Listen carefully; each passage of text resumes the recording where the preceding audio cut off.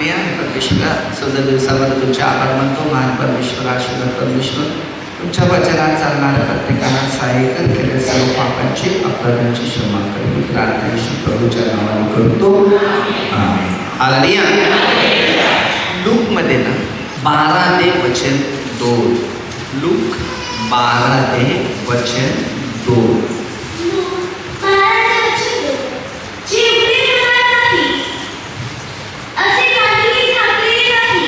जे उघड होणार नाही असे काही झाकलेलं.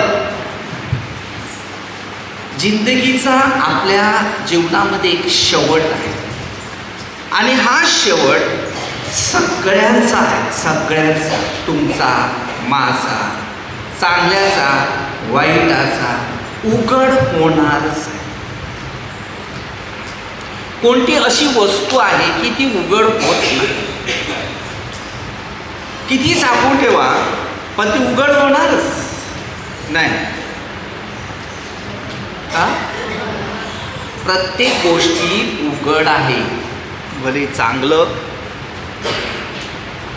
तेही उघड आहे, वाईट ते पण उघड आहे.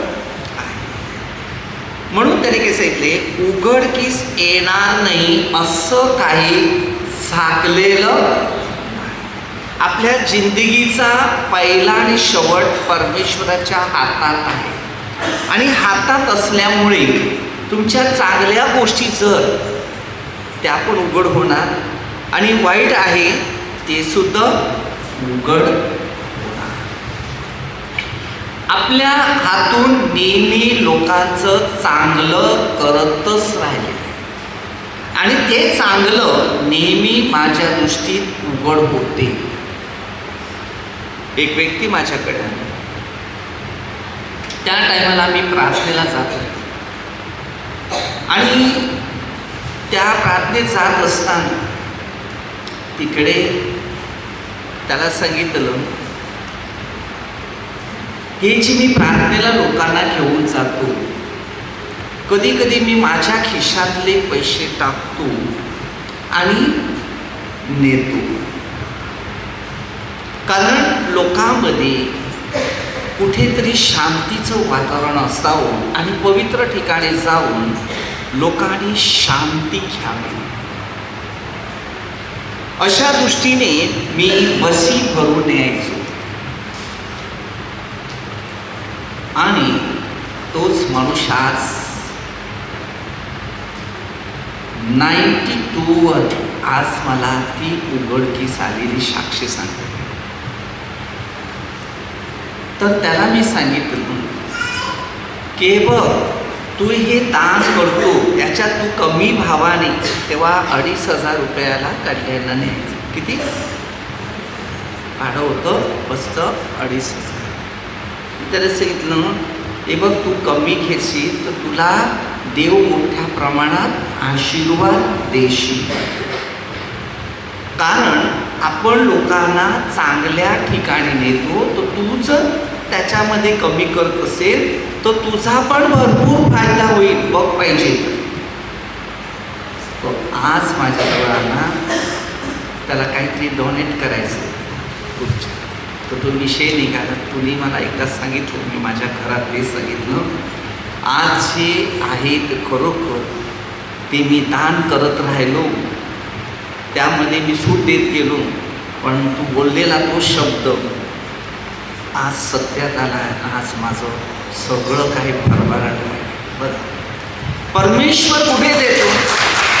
हे झाड आहे, आज उघडकीस आलं की नाही आहे.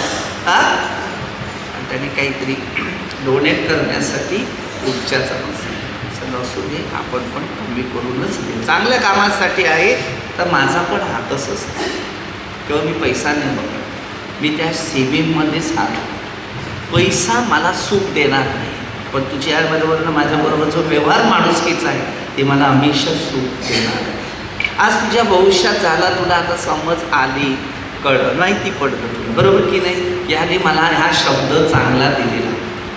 देवाच्या ठिकाणी कोणताही मनुष्य तू चांगलं करत असेल ते झाड रुजल्यानंतर कधी झाड मरत नाही, कारण ते जीवनाचं झाड आहे.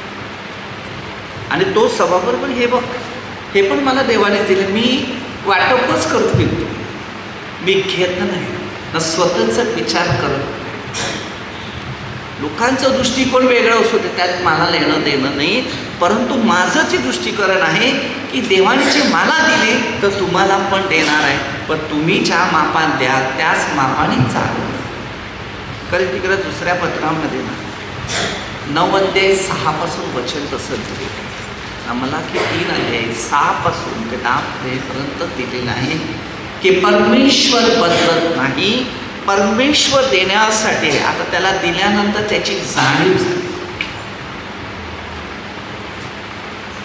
त्याला एका व्यक्तीचा फोन आलेला होता आणि त्या व्यक्तीचा फोन आल्यानंतर मी पण त्याला सांगितलं, हा जो व्यक्ती विचारात त्याची बायको आजारी आहे, 25 लाख रुपये खर्च केला पॅराचा. किती? 25 लाख. तर बरं, या माणसाला मी ओळखतो आणि केरळी माणूस आहे, आणि त्या माणसाला माझा व्हिडिओ जातो तेव्हा एक दिवस तुम्हाला बोलला, मी 2000 रुपये देते, तुम्ही माझ्या नावाने गरिबाला खायला. एक दुकानवालाच आहे, टायरचं दुकान आहे. तर मी सांगितलं असू दे, मी माझ्या पद्धतीने देईल, तू नको. कारण त्याला त्या सुवार्तेचा प्रचार समजला. कारण मी त्याला नेहमी सांगायचं, मी सगळ्यांना सांगतो, आपला पैसा शेवट जर गोर गरीब गरजवंत लोकांसाठी नाही, तो पैसा कुठल्याही ठिकाणामध्ये तुझा बेस्ट होईल.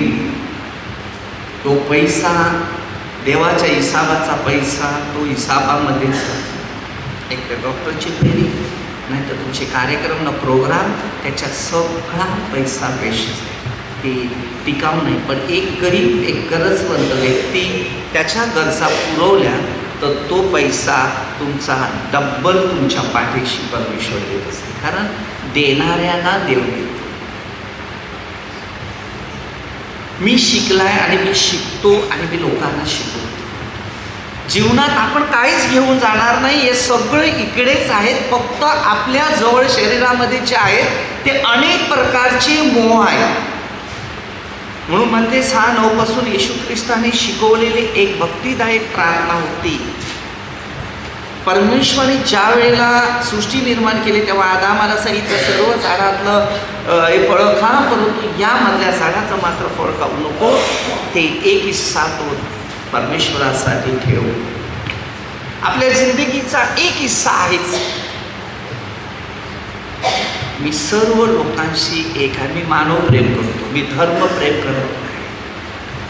माझ्या सर्व मानवामध्ये मी सर्वांशी प्रीतीत आहे. कोणी माझा नफरत ना, कोणी माझा दुश्मन. त्याने केलं असेल त्याला देव बघेल, तो मी नाही विचार कधी करतो. परंतु माझ्या दृष्टीने जेवढं करायचं ते, तेव्हा आमचं बोलभाषण बरंच त्याच्या विषयावर. बघा, एक शिक्षण देव कधी टाकत नाही आहे. कारण ते झाड आहे ना, ते रुजलं पाहिजे. तुम्ही रुजवत नाही, त्या झाडावर बसतात, 30 फांद्या कापतात आणि परत समजून. मी माझा शोध मी पूर्ण करतो आणि त्या शोधामधून पुढे जातो. मला माझी स्वतःची काळजी कधीच नाही, ना खाण्याची काळजी, पिण्याची काळजी. कोणत्या वस्तू माझ्यासाठी ठेवणार आणि त्या राहणार आहे त्याच्यासाठी. माझ्या भविष्यात पहिल्यांदा मी सुरुवात केलेली होती. त्यावेळेला मी विचार करतो माझ्यासाठी मी हे करेल ते करेल, पण ज्या दिवशी परमेश्वराची ओळख झाली त्या दिवसापासून सगळं सोडलं आणि मी प्रभूच्या राज्याच्या नियमानुसार झालो. कारण माझ्या जोडीला काही येणार नाही म्हणून मी कोणत्या गोष्टीत लक्ष लावत नाही. तेव्हा 16:32 मध्ये येशू सांगत आहे, तुम्ही आपापल्या घरी जाल, पण मी न पिता एक. जुदासने बघा, ज्याचं अन्न खाल्लं त्याच्यावरच त्याने लाद उगारली. कधी कधी हे प्रश्न आपल्या भविष्यात पण आहे. तुम्ही कोणाचं चांगलं करा, पण ते तुमच्या पाठीमागे ते उलटे फिरते. म्हणून तुमचं सिद्धांत किंवा तुमचं कर्तव्य तुम्ही पूर्णपणे परमेश्वराच्या नियमानुसार चाला, तेव्हा तुम्हाला स्वर्गीय राजाची जागा मिळेल. आम्ही नेहमी अधोलोकाची जागा ठेवली. अरे एक मनुष्य अधोलोकाकडेच विचार करतो, स्वर्गात जाण्याचा विचार करत नाही. आणि जो स्वर्गीय राज्यामध्ये जाण्याचा विचार करतो तो एक उत्साहित असतो. कधीतरी तुम्हाला आठवड्यातून एकदा अशी भूक लागेल की तुम्हाला जाणीव होईल की काय मिळेल ना, खाऊ, काहीतरी खाऊ. बरोबर आहे? तेव्हा ती आठवड्याचा तुमचा हिसाब आहे तो, की तुला जशी भूक लागते तसं किती गरीब असे लोक आहेत त्यांनाही भूक लागते. त्या भुकेल्याचं अन्न प्राप्त करून द्या. मी त्याला एक व्हिडिओ दाखवला, हैराण झाला. तो सांगते सगळं काय आपलं जीवन, आपला प्रवास कधी संपेल माहिती. या प्रवासाचे रोज विचार मनात आणा की कधीतरी मला जायचं आहे ना, मला जबाबदारी दिलेली आहे आणि ही जबाबदारी माझ्या हातातून पुढे गेलीच पाहिजे. मी एक जबाबदारी तुमच्या डोक्यावर देतो, तुम्ही नाही पुढे नेऊ शकत, कारण तुमच्याकडे ती जबाबदारी सांभाळण्याची शक्ती नाही. बरोबर की नाही? काही की नाही? काय बोलतच नाही. मी सेवा करेल तशी तुम्ही करू शकता का? नाही करू शकत. त्याला कारण काय? आपल्याला पूर्ण शैतानाने पकडलेलं आहे. मग आपले नातेवाईक असू दे का पोट व्यक्ती मित्र असू दे, कसं त्याच्यासाठी काय पाहिजे ते पुरा करू शकतो. आम्ही आमचं भविष्य परमेश्वरासाठी, वेळ मिळाली वापर नेहमी करा, शिक्षण नेहमी ठेवा. जगात काहीच नाही आपल्याचं. मी सगळ्यांसाठी प्रार्थना आणि सगळ्यांसाठी जे काही गरज आहे देण्याचं काम. काही नाही करा. हे बघा, जो करतो ना त्याच्याकडे धन नसते, पण जो लुटतो ना त्याच्याकडे सगळ्या प्रकारचं धन येते. त्याला काही टेन्शन नाही की हेच माझी लाईफ, जिंदगीवर सुख खा, रोजची भाकर खा. हल्ली जमाना असा आहे, तुम्ही चांगले आहात ना, तुम्हाला बिघडवण्यासाठी 1000 व्यक्ती पाठीशी. किती? हां.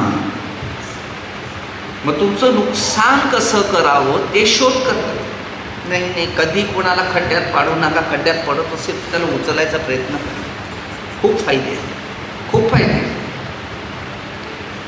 जाऊ दे, परमेश्वर बघील, हे शब्द सोडा तुमच्या जीवनात. मग तो बरोबर बघ. आपली पेत्राच्या पहिल्या 5:7 पहिली चिंता परमेश्वरावर. कोणा? सर्व चिंता कोणावर टाक? परमेश्वर. का टाक?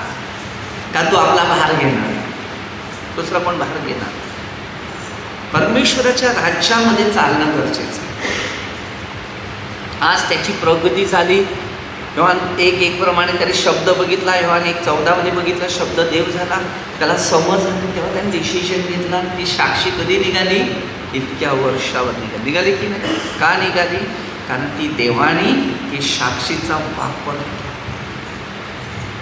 परमेश्वर आपल्यासाठी साक्ष आहे. आता तुमच्या गावाची साक्ष मीच आहे, कारण तुम्हाला कोणाकडून मिळालेलं आहे ते तुम्ही डिसिजन घ्यायचं. आज नाही, कितीतरी वर्षानंतर ह्या गोष्टी उघड होणार आहेत. ज्या चांगला आहे ते वाईट. हां, संशयवृत्तीचं उघड लवकर होते. माझ्या मनात एक संशय निर्माण झाला, नफरत निर्माण झाली, द्वेष निर्माण झाला, बस मी काहीतरी ठोकून देणार, चाललं काम. हां, तो त्याला सांगतो, तो त्याला सांगतो, चाललं काम. अख्ख्या गावामध्ये त्याच्या डोक्यात कळा मारतात, कळा. आपल्या भविष्यामध्ये एक आत्मिक शिक्षण पहिलं घ्यायचं. म्हणजे छाती दुखती, छाती. आपण आपल्या भविष्यात एक आत्मिक शिक्षण घ्यायचं. जे देवाला आवडते ते करायला सुरुवात करा. जगाला आवडते, तुम्हाला आवडते ते करू नका. कधी सुखी राहणार नाही. पहिलं शिका की प्रभू तुमची काय इच्छा आहे. हां, मग त्याची इच्छा आहे तर आपल्या इच्छा पुऱ्या करा. जिंदगीवर स्वतःची इच्छा करायला गेले ते भविष्यात कधीच तुमचं फायदे होणार नाही. कोणता आज जगामध्ये स्वतःची इच्छा करायला गेलं तर कधी झालं नाही. कारण का? त्याच्यामध्ये ती स्वतःची इच्छा होण्यासाठी तेवढी देवाशी आपलं एकरूप झालेलं नातं दिसत. देवाची इच्छा कधी होते? जेव्हा मी देवामध्ये, जेव्हा 14:14 तुम्ही माझ्या नावाने माझ्याजवळ जे काय माग, मग तुम्ही माग, मग ते 7:7 माग, कारण तू देवामध्ये, तुझ्यासाठी नाही ते दुसऱ्याच. नंतर बघा कशा प्रकारचे अद्भुत चिन्ह किंवा एक चमत्कार घडले जातात. आपलं जीवन आहे ना, मी सांगतो मी लोकांना शिकवतो किंवा मार्गदर्शन करतो, ते जीवन तुम्ही देवाला द्या. किती लोक असे बसलेले आहेत त्यांच्या पायाची हाडं दुखतात, हाड. परिस्थिती तुम्ही शोधून काढा की परमेश्वर आपल्यासाठी काय करत आहे. आपण मानवामध्ये बघतो, मानवाचे विचार बघू नका, देवामध्ये बघा. देवाचे विचार आपल्या मनात ठेवा. देव तुमच्यात आहे आणि देवापासून तुम्ही काहीतरी करू शकता. तेव्हा तुमच्या सर्व प्रश्नांचं उत्तर तुम्हाला सापडते.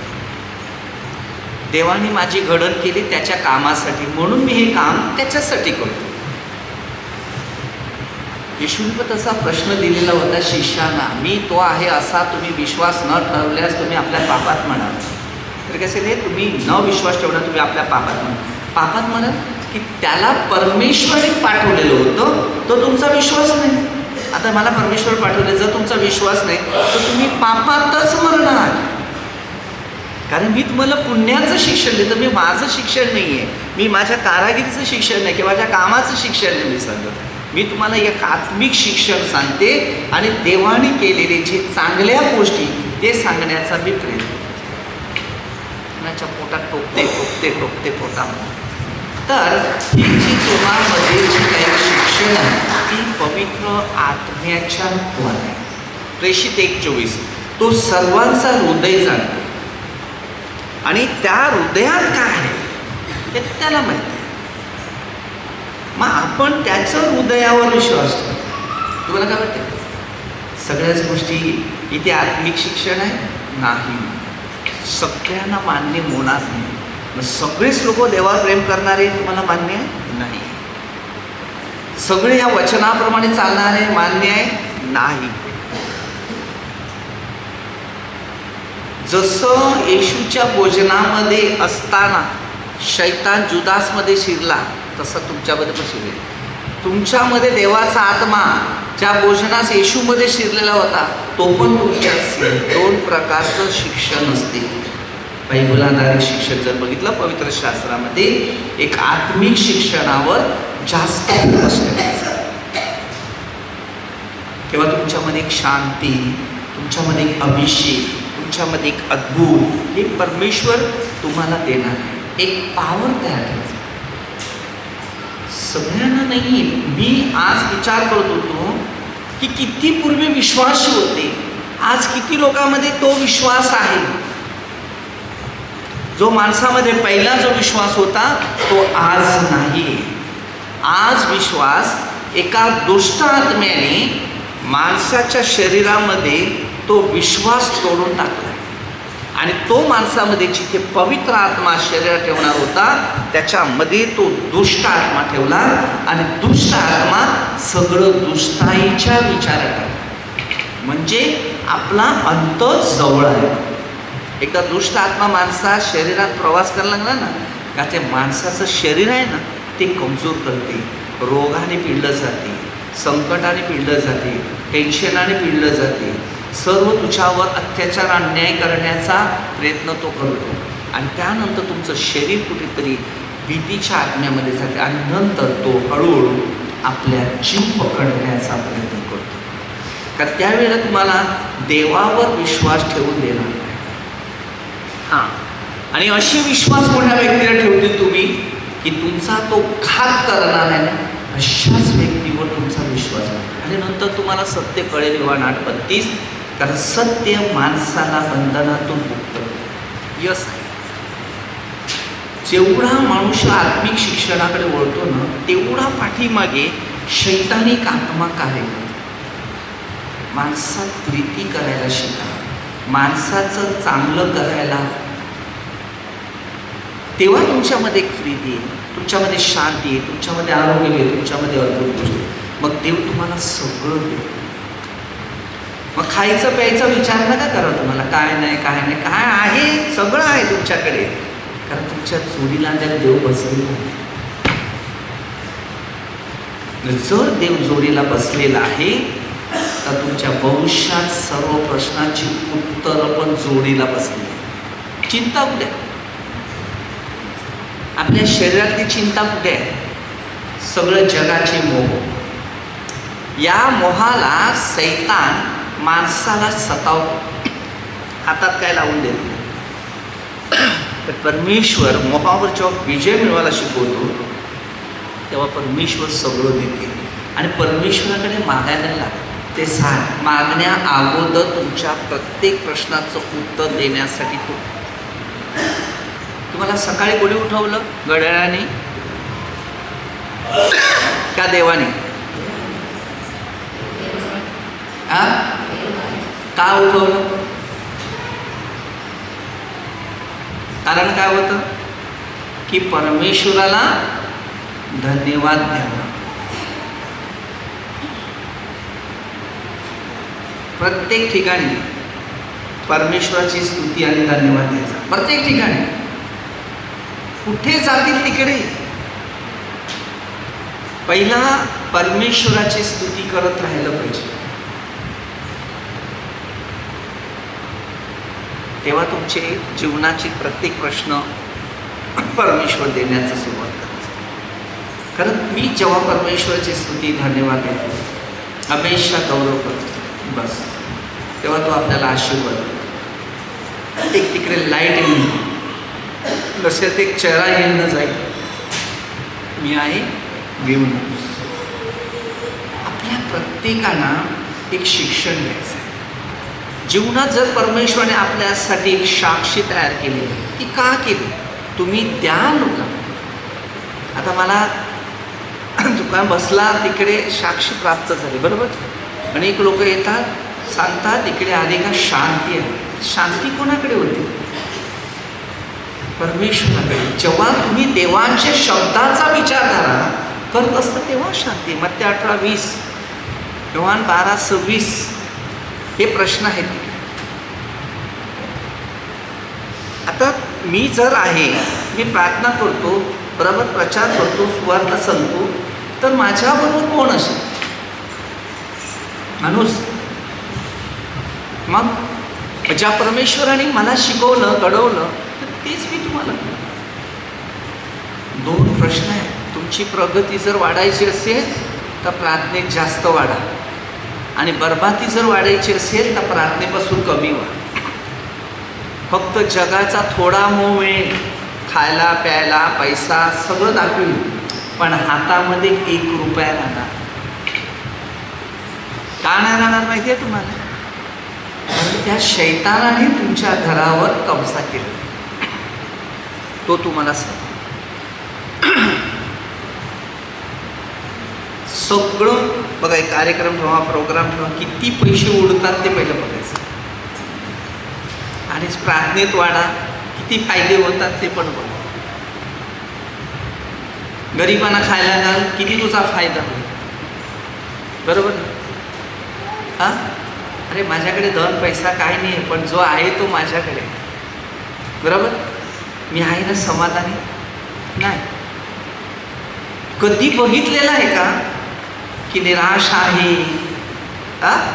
काय पैसे नाही, मग कसा जाऊ मी प्रार्थनेला, कसा जाऊ इकडे, कसा जाऊ इकडे. मला एवढी आठवते ज्या वेळेला मी वसईला प्रार्थनेला जातो, स्वतः पेट्रोल पंपमध्ये जेव्हा त्याने MET गाडी होती, त्या टाकीचं ढाकण खोललं तर त्या टाकीमध्ये पेट्रोल नव्हतं, आणि गाडीत इथेच पेट्रोल नव्हतं. तर मी इथून वसईला जायचं, तर मी जेव्हा निघाला पैसे होते माझ्याकडे, आणि मध्ये पेट्रोल पंप नव्हतं, डायरेक्ट वसईलाच. तर पेट्रोल टाकीचं संपत आलं, थोडंसंच होतं, रिझर्वमध्ये गाडी होती. मी त्यांना सांगितलं प्रार्थनेला मी येतो.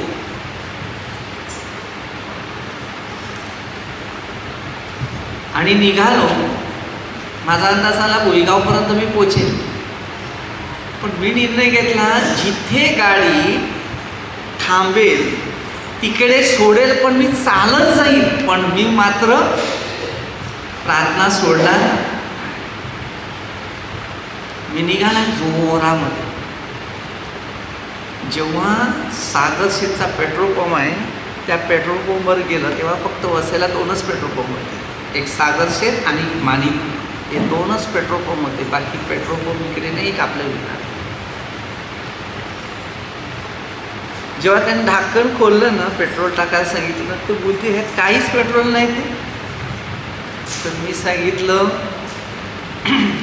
मी देवाला तेच सांगितले, जिथे जाईल तिथपर्यंत मी गाडी सोडेल, पण ते बिगर पेट्रोलने गाडी माझी काही नाही, सुकलेलं ढाकण म्हणजे काहीच नाही, त्याच्यात जरा सुद्धा पेट्रोल नव्हतं. पण तो गाडी घेऊन आला कसं, त्याने मला बघितलं मी गाडी घेऊन आला तर, पण त्याच्यात ढाकण काढल्यानंतर पेट्रोल जरा पण राहते की नाही, पेट्रोल थोडं तरी राहणार की नाही, एवढं पण सुक्क होतं. तो कोण होता? तर मला काय, मी गाडी उतर ढाकण त्यानेच खोललं, पण त्याला ती देवाची साक्ष पोचवायची होती म्हणून त्याने तो बोलला. त्याचा संबंध नाही आहे ना, पेट्रोलवाल्याला टाकणाऱ्याचा संबंध आहे का, आहे की नाही, पण त्याला सांगायची काय गरज होती, तुझ्याकडे आला टाकायला टाक ना. पण देवाने त्यांच्याद्वारे बोलला 323 की ही साक्ष तू लोकांपर्यंत सांग, कारण तुलाच माहिती होतं इकडे पेट्रोल संपला आहे. पण मी कोणत्या दृष्टीने गेला, अर्ध्या रस्त्यात आली तरी मी चालत जाईल, पण मी प्रार्थना सोडणार. विश्वास माझा ठाम होता आणि कार्य पण माझं ठाम. देवाने कार्य नेले, ते सिद्धेच नेले.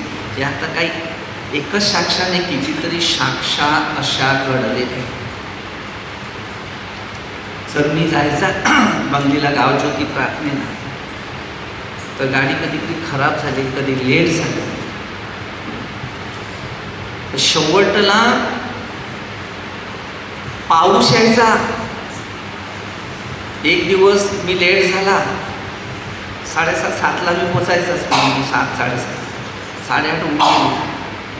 तर लेट पोचला तर ते आता ब्रदर येणार नाही, तेव्हा फोन कनेक्शन वगैरे काय नाही. ते म्हणजे त्या रूम घरातून ते हॉल आहे, हॉलमधून उतरले तेवढा जोराचं पाणी आलं, एवढा पाऊस आला ना की जाऊन मध्ये बसले. आणि आम्ही निघाले, आम्ही गेलो, पोचले. आणि जेव्हा त्यांच्या घराच्या जवळ पोचत गेले तेव्हा पाणी थांबला. आम्ही पोचले. मी सांगते आम्ही जाणार होते, पण पाऊस आला म्हणून थांबलो.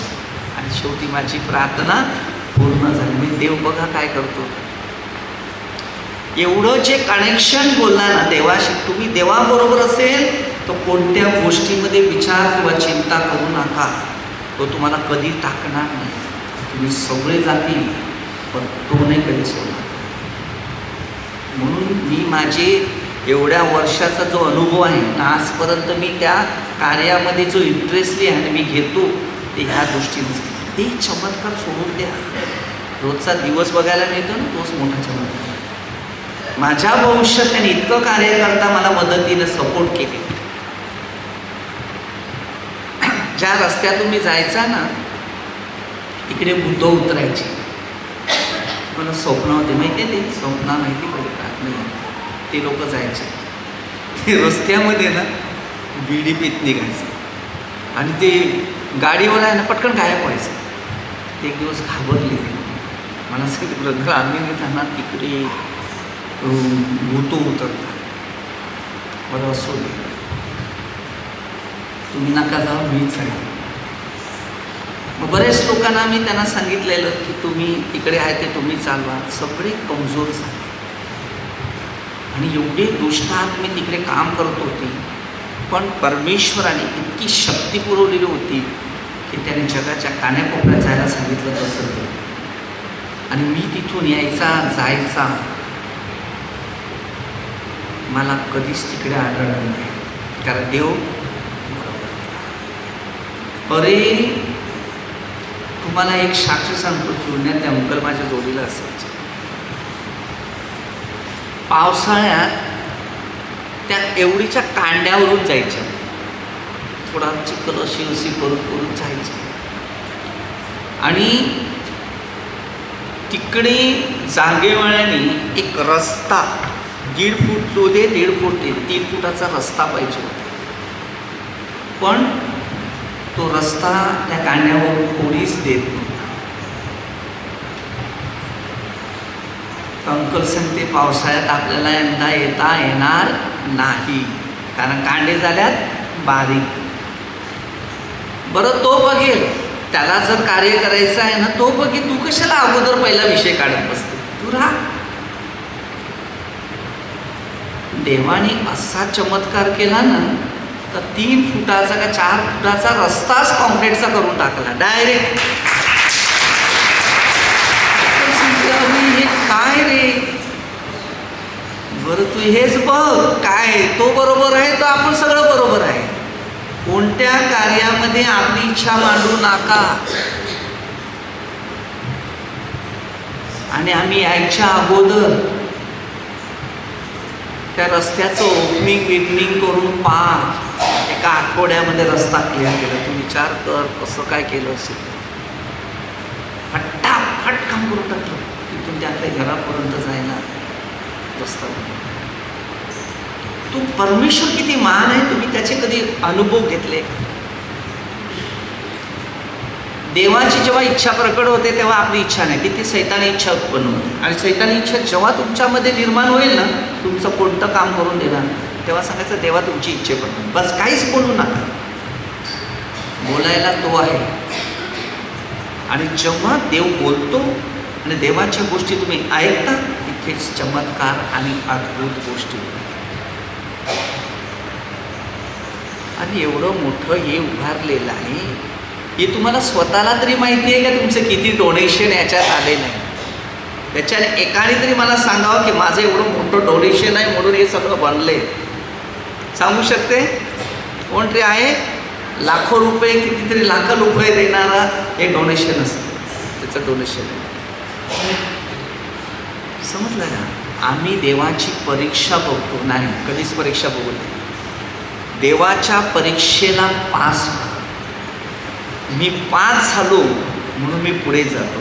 मला एस आहे, मला आशीर्वाद आहे, मला अभिषेक आहे, त्याला कारणच आहे, कारण मी गरजवंताच्या पाठीशी. काय करणार तुम्हाला सांगा? धन, पैसा, वस्तू. हां, किती पैसा असला तरी तुम्ही सुखी आहेत का? सुखी आहेत का? हां, कोणताच मनुष्य सुखी नाही.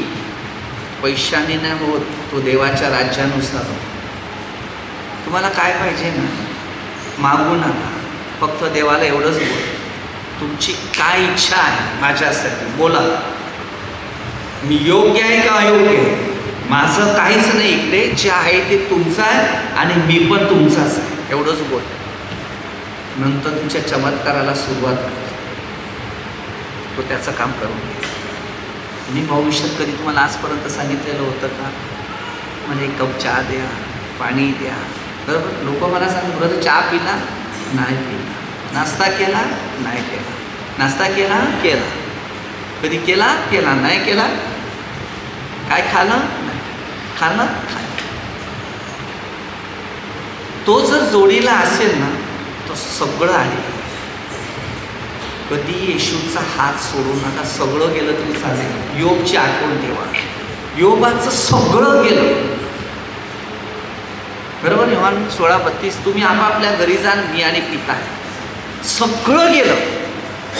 कोणत्या सगळ्यांना घाबरू पण नका, जतपर्यंत परमेश्वर आपल्या बरोबर आहे. दाविदाने काय लिहिलेलं माहिती आहे? स्वतः 23 अध्यायामध्ये काय टाकलेलं आहे? तो बोलते परमेश्वर माझा मेंढपाळ, मला काही कमी नाही. मी एक एक गोष्टी परमेश्वराच्या बघतो, मला कोणाचं वाईट नाही बघायचं. कोणी वाईट करतात त्यांना करू दे. त्यांनी त्याची म्हणजे त्याच्या मर्यादेत त्यांनी राहावं, मी माझ्या मर्यादेत राहावं, देव देवाच्या. देव बघील आपल्या दोघांचा हिसाब काय. मी सगळ्यांना एकच शिकवतो, आपण मधले आहे. आपण चांगलं करायचं का वाईट करायचं हे आपलं. हे बरं वाईटाचं ज्ञान आहे. हे झाड कोणतं आहे, बरं कर किंवा वाईट कर, हे झाड आहे. देवाने एक झाड असंच ठेवलेलं, बरं आणि वाईट, याला हात नका लावू. चांगलं कर का वाईट कर. म्हणजे कांदळ्याने सांगितलं मला माणसं दिसतात पण ती झाडासारखी ती चालतात नाही, काही बोलतच नाही. किती विषय आहे त्याच्यात माहिती आहे का. विषय तेवढे काढायला गेले तर तुम्हाला बसायला काय. पण एवढं मी सांगू शकते की देव जोडीला आहे तर तुम्ही सुखी आहे. जर देव जोडीला नसेल, शैतान आपल्या जोडीला असेल तर तुम्ही दुःखी आहेत. दुःख दूर करण्यासाठी एकच आलेला होता, तो म्हणजे प्रभू येशू ख्रिस्त. बाकी या जगात कोणीच आलेलं नाही.